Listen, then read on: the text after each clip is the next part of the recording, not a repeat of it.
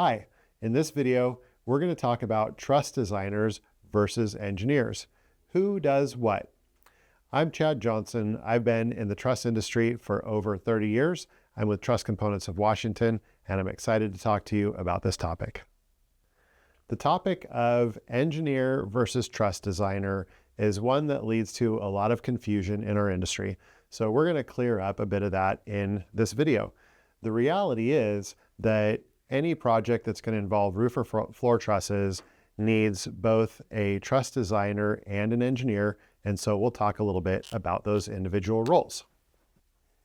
So let's talk about the different roles that truss designers and engineers play, because they'll both be involved in your project.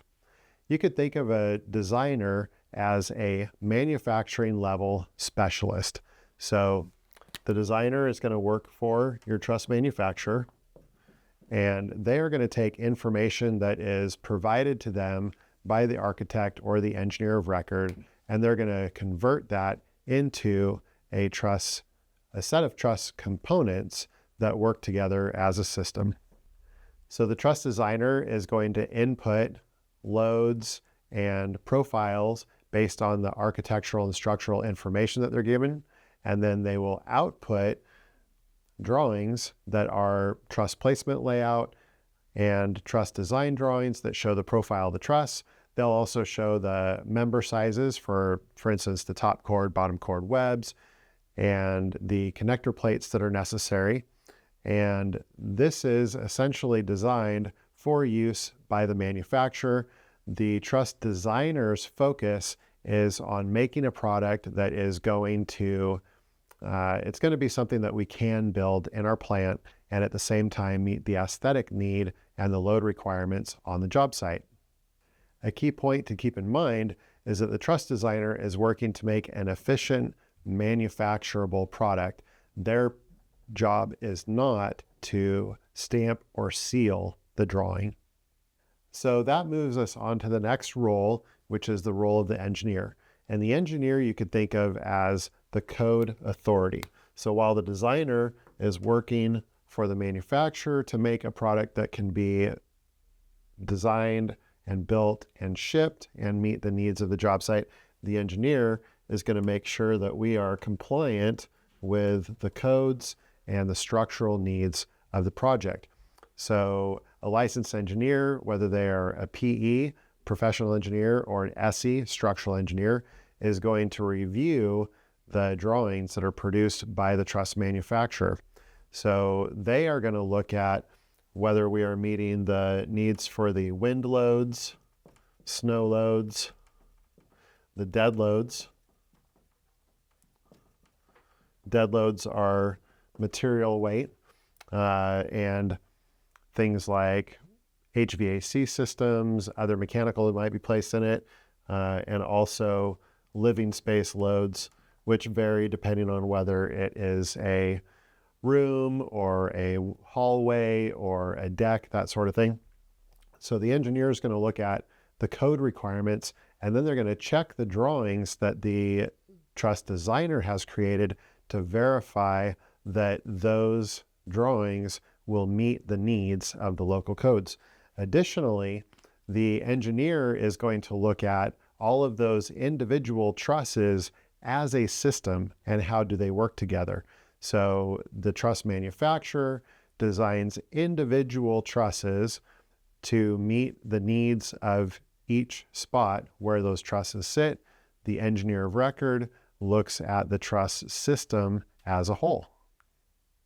I should clarify that there are going to be very likely more than one engineer involved in your project. So there is the engineer who specifically is reviewing the truss drawings, and then there's going to also be an engineer in your project that looks at how those truss drawings fit into the system and how that system interacts with your building specifically. In order to provide a visual of the process, here's how the flow works. The architect and engineer will work together to develop the design criteria for the project. The design criteria is going to involve the aesthetics of the building and then the load carrying or transfer characteristics of the building.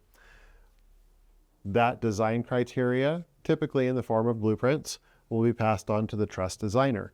And the truss designer will create truss drawings based on that design criteria that's been provided.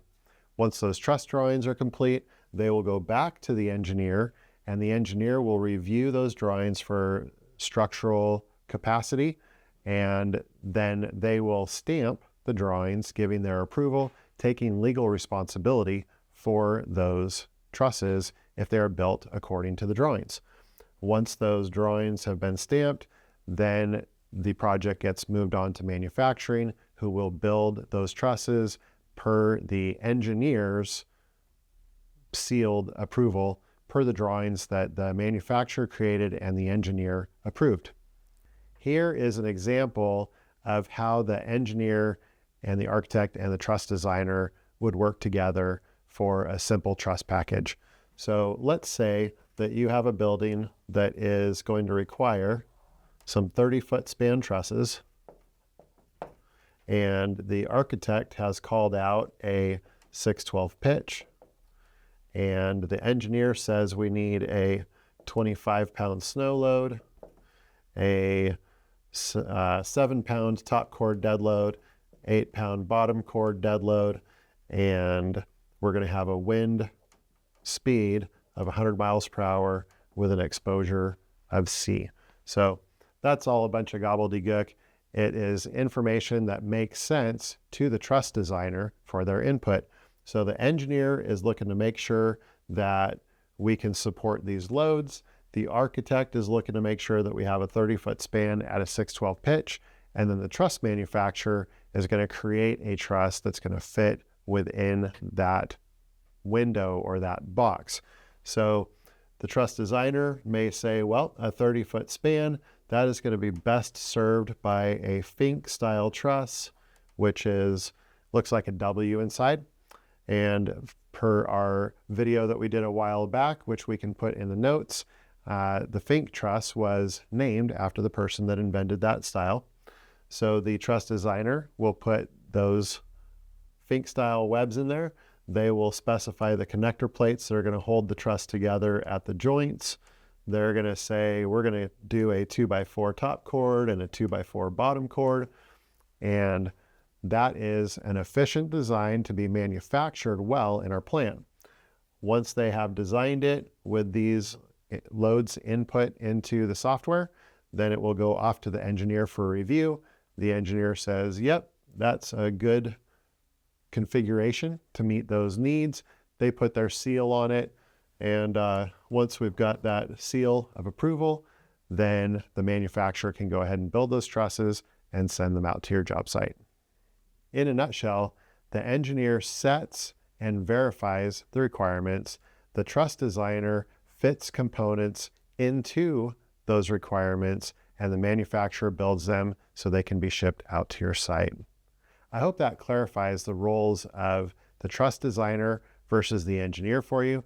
Definitely both are integral to a successful project, and when you're working with your truss manufacturer, you are working with their engineer indirectly, and you can be confident that every truss design that is created and manufactured and sent to your job site has been reviewed by an engineer to make sure that it meets all of the requirements per code and per your job site.